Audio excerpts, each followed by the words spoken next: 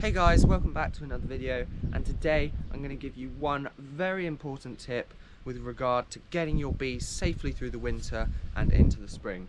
Okay, this tip might surprise you a bit, but don't inspect your bees, okay? I did it before, I've done it before, and it's led to real problems, but essentially what I'm saying is when you get past the end to middle of September, there is no need to inspect your bees at all. There's nothing to be gained by checking the bees, except for, I don't know, your own peace of mind by seeing what's going on. But, I mean, don't even lift the crown board. So the crown board is sort of the inner roof. You don't even want to be lifting that up, because if the queen is on the underside and you put it down and you squish the queen, your colony is going to die.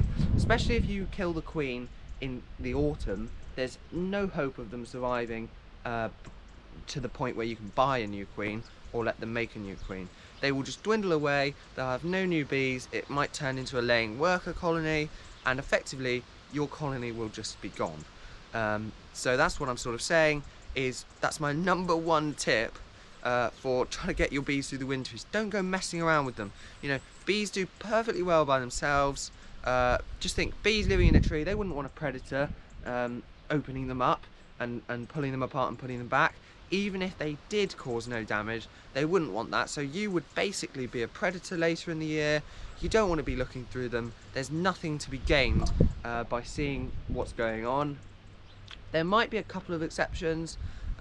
Possibly the other day I went to help someone out and their bees had sort of moved out under the hive, and essentially we had to give them more space, but we didn't do a full inspection. We did the smallest amount possible that we could, and we saw the queen and we put her back very carefully.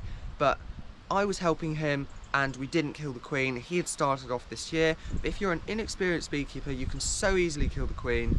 A couple of years ago actually, I had my best queen. It was a really good queen. It gave about 100 pounds of honey just in the spring, and I'm fairly sure it was about February time, and I lifted up the crown board and I was just sort of eager, you know, just checking how they were. I sort of put it back on, and I think it must have squashed the queen, because I went to inspect them in March, a few weeks later, and there were queen cells and virgins running around, and there was no queen at all.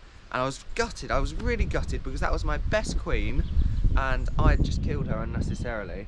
I didn't do myself any good by checking them. All I did was satisfy my own desire to see what was going on, and that didn't benefit them at all. So my advice is, don't bother checking your bees right now. The most you have to do is lift the back of the hive to see what they feel like. That technique is called hefting, and that's basically where you make an assessment based on the weight of the hive as to how much honey they have inside. And the other thing you can do is lift off the roof, so just the top part of the hive, have a look, put some fondant on, fill up some syrup, whatever you need to do, do it, but don't go pulling out frames. There's no benefit, and I would just not bother at all. There's no point doing it at all. I hope you enjoyed that video.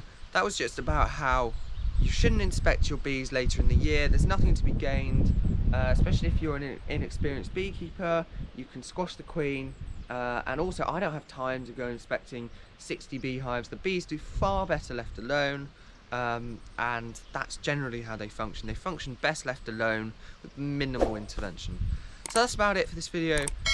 Please like and subscribe if you enjoyed it, and I'll see you next time.